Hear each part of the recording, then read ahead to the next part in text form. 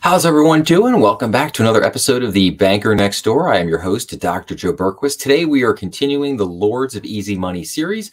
This is part 20, and today we are just doing a recap of part 3 of the book, which is the last 4 chapters, which is chapters 13, 14, 15, and 16.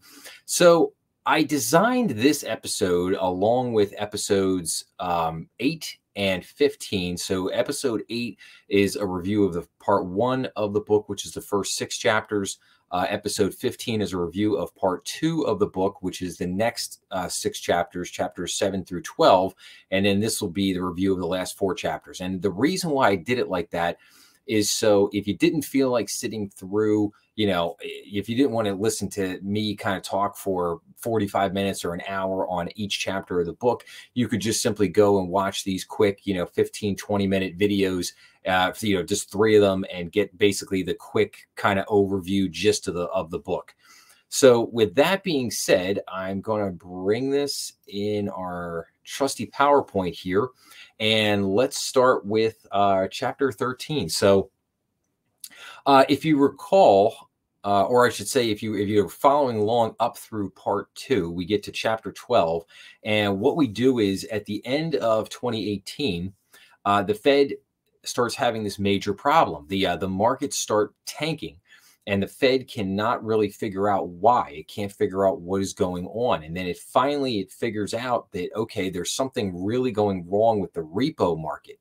And then it becomes, okay, well, what's happening in the repo market? Why is the repo market not functioning properly? The Fed starts, doing the things that they do, trying to figure it out, and nothing seems to be working. And so here's where we kind of pick up on September 13th of 2019.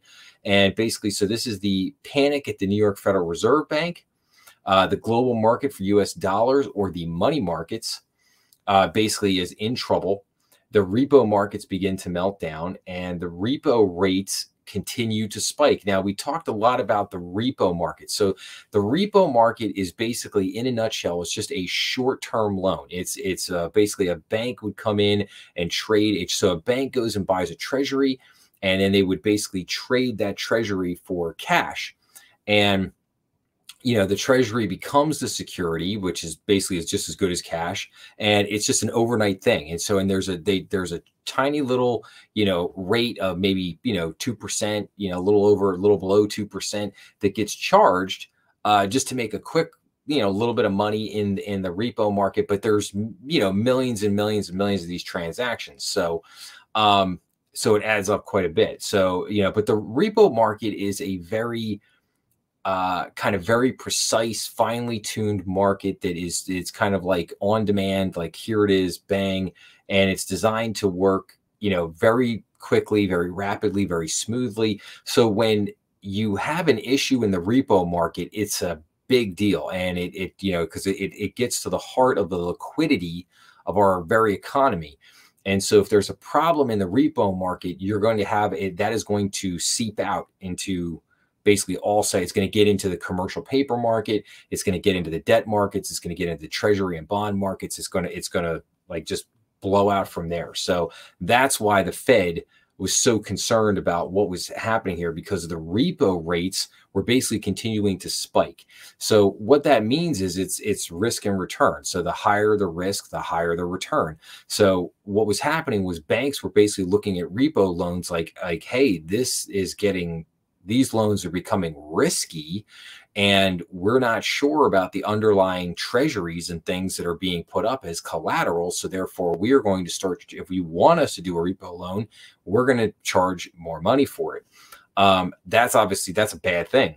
So then we get into this kind of discussion about how the Fed has historically utilized the repo market, and how basically that starting in 2008, the Fed repositioned the repo market in, the 90s and the early 2000s was kind of this very sleepy little end of the market that nobody really talked about, nobody really had concern with. And then after 2008, when, basically the Fed's new powers are granted in October of 2008, and then basically the Fed makes the repo market this this kind of more front and center type of thing. And with all the market pumped into the economy, now the repo market, jumps and becomes a much bigger thing. But there's something insidious going on here.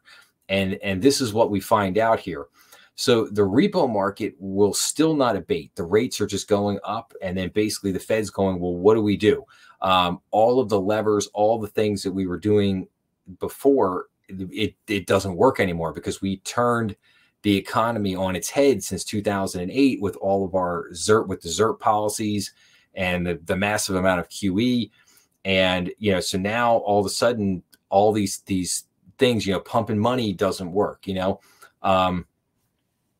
keeping interest rates at zero doesn't work, So then we come to find out that the hedge funds have basically taken over the repo market, that basically the Fed was completely asleep at the wheel, and they allowed hedge funds to come in and basically start doing all these repo transactions, doing a huge amount of repo transactions. But then it gets much worse than that. We find out that what the hedge funds were doing is they were doing a certain kind of trade called a basis risk trade. And they were basis risk trade was basically like they were, borrowing money and then going in and leveraging that up with huge trades. Basically it's just like using other people's money. Think of it like this: using other people's money and taking a massive amount of leverage. And now all of a sudden, when rates start to rise a little bit, all of a sudden that basis risk trade gets blown up. And that's the problem. So now the Fed starts getting phone calls from all these hedge funds going, oh my gosh, like what's going on? Like what's happening? We need help. All of these trades got blown up. So what does the Fed decide to do? Well, of course, naturally, they decide to bail the hedge funds out. So they bail out all the hedge funds, but then it gets even worse. So first they're asleep at the wheel. They don't understand that they've allowed the hedge funds to come in and effectively take over the repo market, and then leverage themselves to the hilt with these basis risk trades. Then the Fed decides to bail them out, and then they decide to cover it up. They cover up the actions with what they call non-QE. This was non-quantitative easing.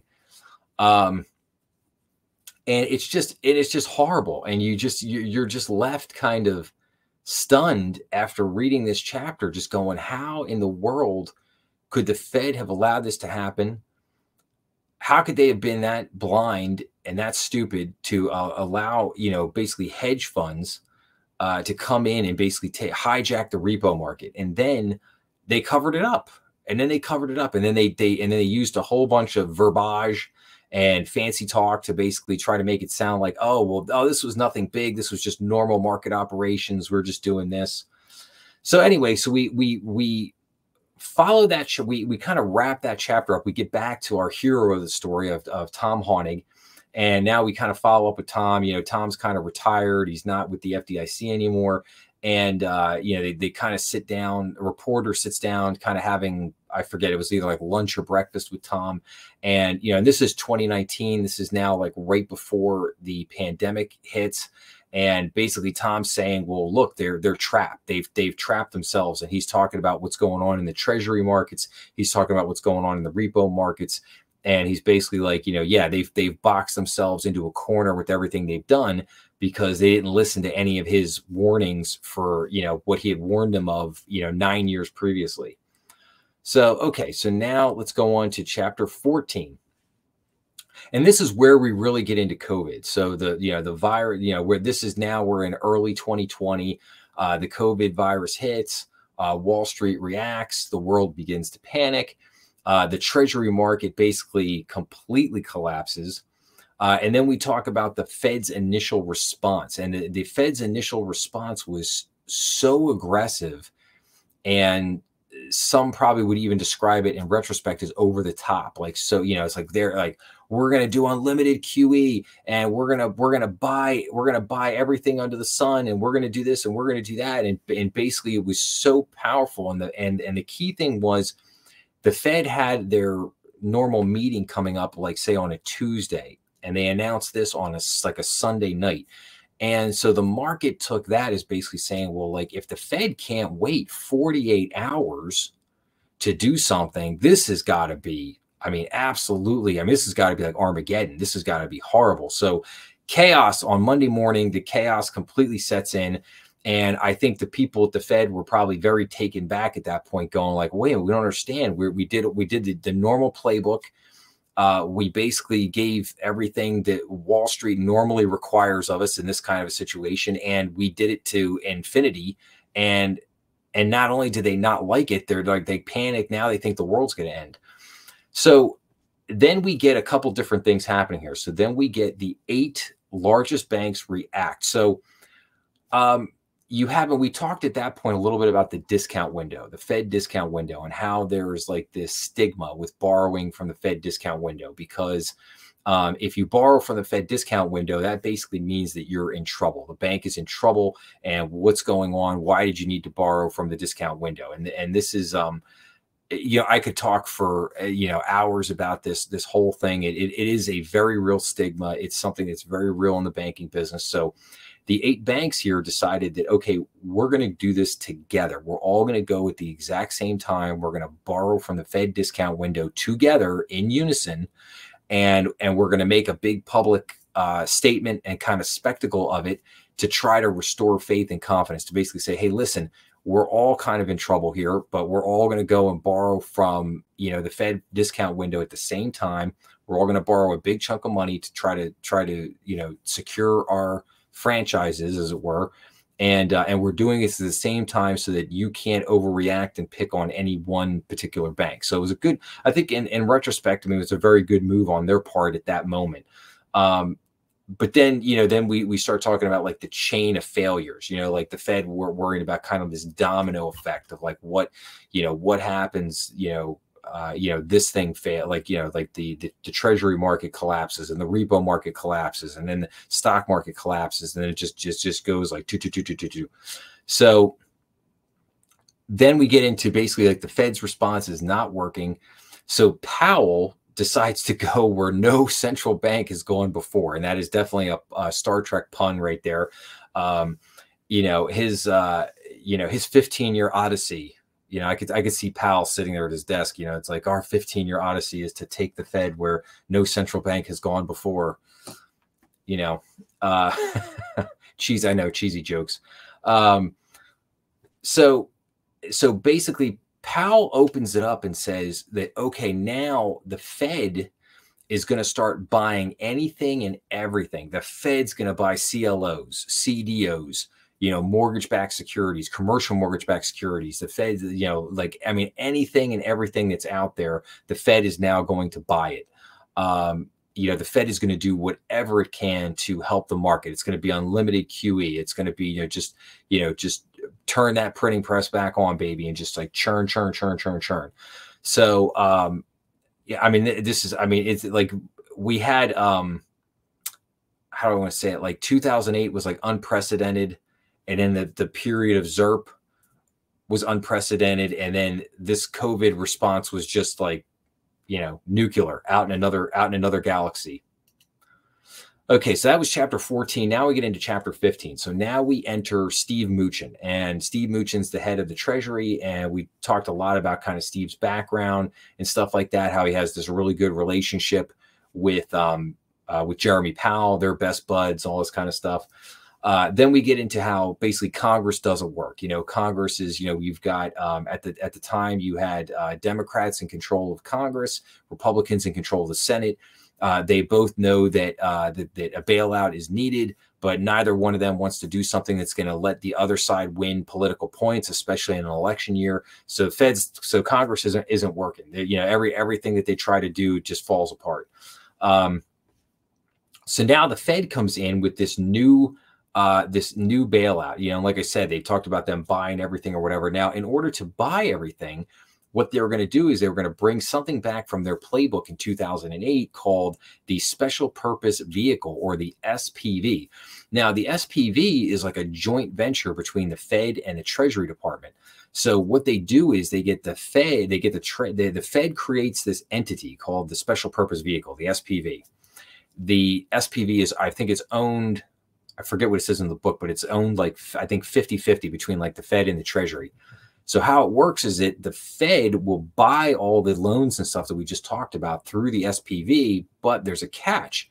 They got to get a huge chunk of money from the Treasury, i.e. they got to get taxpayers' money from the Treasury to put it in to fund the SPV. And then so in other words, in simple terms, it worked like this. So obviously much larger numbers, but in essence, it worked like this. The Treasury would put $100 in, and then based on that $100, the Federal Reserve would then lend out $1,000. So basically 10 to 1. So you know, good old classic fractional reserve banking at its finest right there. And again, that's a very simplistic view. Obviously, the numbers they wanted 454 billion, I think, from the Treasury to kind of get this rolling, so that the Fed could lend out like a couple $1 trillion, whatever it was. So it was just an insane amount of money. So then we talk about, you know, more QE, just, you know, unlimited QE. The Fed basically announces the rescue package. Now, but here was the interesting thing. The Fed decided not to wait for Congress, because Congress basically couldn't get their act together. And the Fed felt like they had to act. They had to do something. So the Fed went out there. They announced the rescue package. And then finally, that causes Congress to like kind of get their butts going, you know. But then the question becomes like, who benefited? Like, who really benefited from this? You know, did the public benefit from this, or did Wall Street benefit from this? Did the hedge funds benefit from this? Did the private equity benefit from this? Did the top 1% of, you know, the top 1% of elites in the country benefit from this? Like, that became kind of the pondering the real question. So Congress finally gets their butt in gear, and they pass the CARES Act. And then Steve Mnuchin kind of talks about, you know, after the CARES Act gets passed, they get the chunk of money from the Treasury to put into the SPVs. And now the Fed is off and running, buying. And so then, but then they talk about some of the different programs in the CARES Act, like the Main Street Lending Program and other things like that. And we'll get into that in a second. But the Steve Mnuchin gets asked, like, you know, a lot of people got money that basically shouldn't have gotten money. So, you know, why? Like, you know, this thing is not working the way it was intended to. And Steve Mnuchin comes back with something I think was actually, you know, I think he was, again, right in the moment. So, which is, do you want the perfect program, or do you want the realistically good program? Like the ideally perfect program or the realistically good one? And he goes, if you've got to do something right then in that moment, you got to go with the realistically good program, because you can't wait for the ideally perfect program. So, and again, I don't necessarily disagree with him in that moment. I mean, it's you know, it's always easy to play Monday morning quarterback, but you know, but again, I kind of agreed with his assessment there at that moment. So, but now we have an interesting thing. The Fed is worried about its image. Surprise, surprise. They're worried about their image because all of a sudden the grumblings start calling, you know, and the Fed. We need to audit the Fed. We need to find out, you know, the Fed has been a disaster, and we need to find out what they're doing. Look at what they're doing here. They're pumping an insane amount of money. They're doing things that are well beyond their charter, well beyond the you know, imagination of what they were originally created to do. What, you know, they've basically gotten too wieldy, too out of control. And so they're, you know, so they're terrified that basically if this doesn't work, that basically this either could be the end of the Fed, or it might lead to major changes at the Fed. So they're very afraid of that, and rightly so, as they should have been, and as they should still be. So then we get into like the Main Street Lending Program and the real bailout. And so then this is where we get into like PPP and talking about who really got bailed out, like how things worked for the different sides of the financial system. Like, in other words, if you were a bank or a hedge fund or a private equity, the system for your bailout was smooth as can be, man. You got tons of money right when you needed it, no problems, no glitches, boom. For the consumer, however, who got the CARES Act and basically got the PPP and the Main Street Lending Program, all that stuff was basically like a hot mess. And it, eventually, PPP eventually kind of worked itself out and got a ton of money into people. But the Main Street program never worked. It never worked. It never achieved even remotely what it was supposed to do. And then we entered some interesting things here. So now we've got Dave Portnoy, who, for people who don't know, that's the founder and the current owner of Barstool Sports. And he kind of gets online and he's, basically trading stock, and he's got people following him. And now you've kind of got the stock craze, which kicks off, and Robinhood comes in. And then we talked a little bit about Citadel and Citadel's role in the whole thing. I am not a fan of Robinhood. If you really want to understand it, go back and read that chapter. I've talked about, and I don't like free trading. I'm not a proponent of free trading because it's not free. And once you understand that companies like Citadel are basically buying your data to front run you, then you'll understand that, like, yeah, you don't want free trading. You don't want this because it is not free. Somebody's getting paid somehow, and how Robinhood and everyone, for that fact, Charles Schwab, TD Bank before they got TD Ameritrade before they got bought by Charles Schwab, all these companies, they offer, the only way they can offer free trading is by doing what's called payment for order flow, and that's basically selling your data to the hedge funds so that they can front run you. And then once you understand that, you understand that, like, no, I'd rather go back to just paying my $6 for the trade, and not be getting shafted by these hedge funds.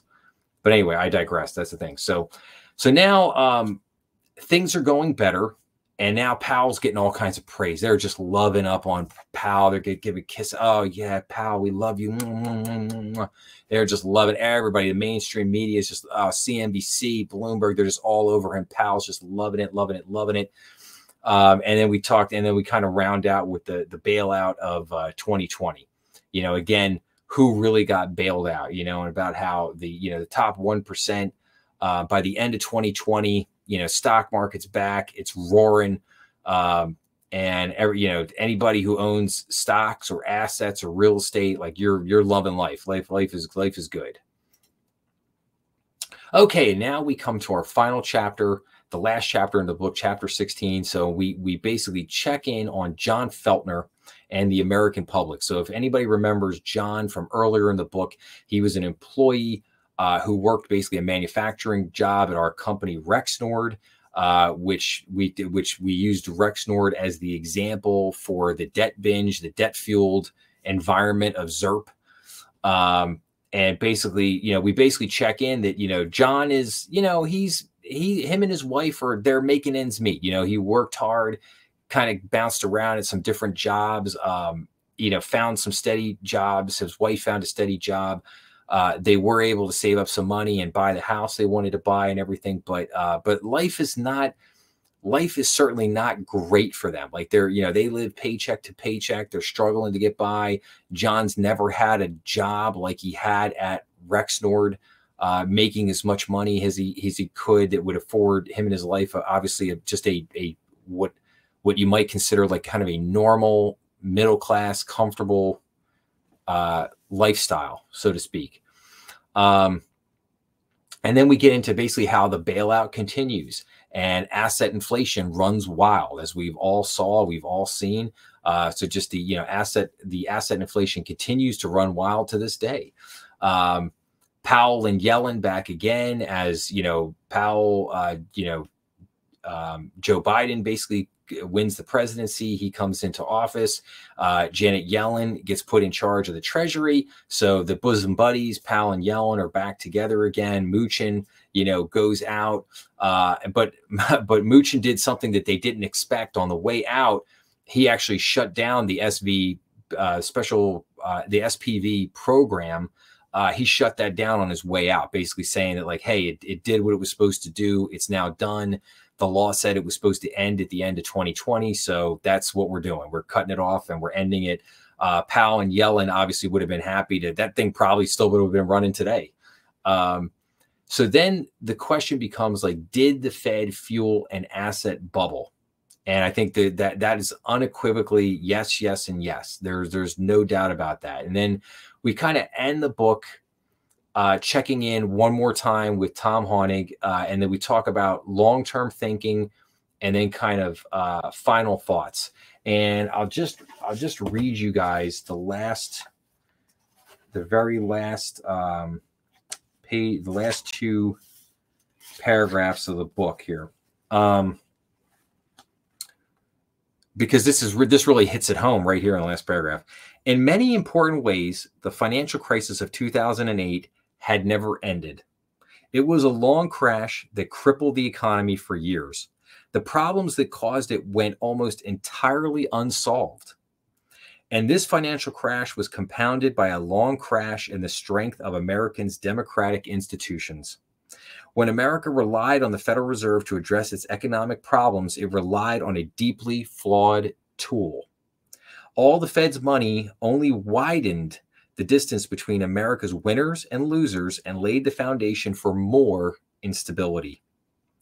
This fragile financial system was wrecked by the pandemic, and in response, the Fed created yet more new money, amplifying the earlier distortions. The long crash of 2008 had evolved into the long crash of 2020.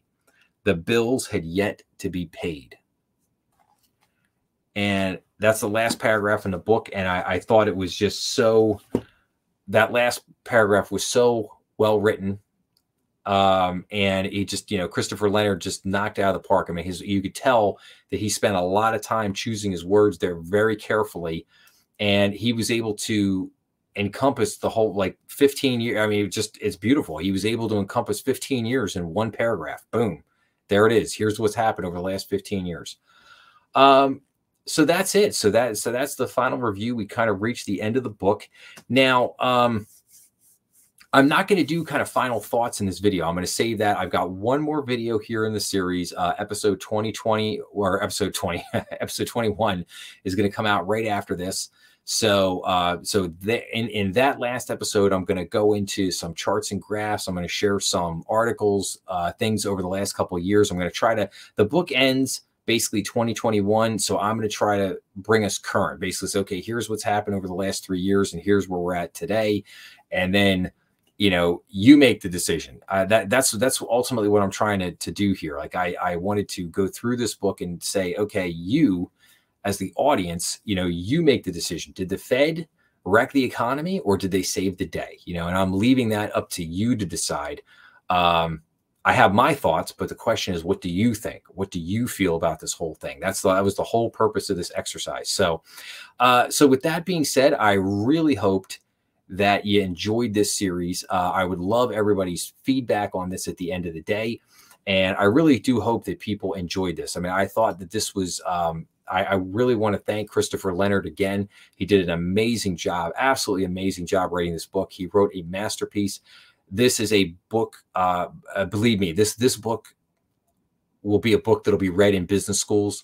This will be a book that people will look back to 15, 20, 30, 40 years from now. People will go back to look at this book to review this time period. I think this time period probably has a few more years left to play out. And then, maybe it takes us another 4 or 5 years from now to kind of see what happens before maybe we get some real change or some real things start to develop, where we can finally put a definitive end to this era, if you will, that basically started in 07, 08 with the financial crisis.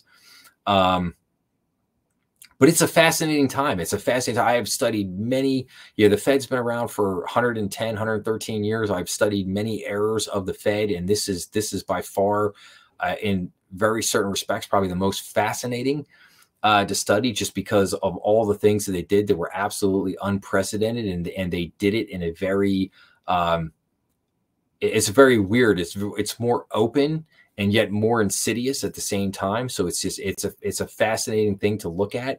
It's a fascinating study in not only finance, but in human psychology and marketing and advertising.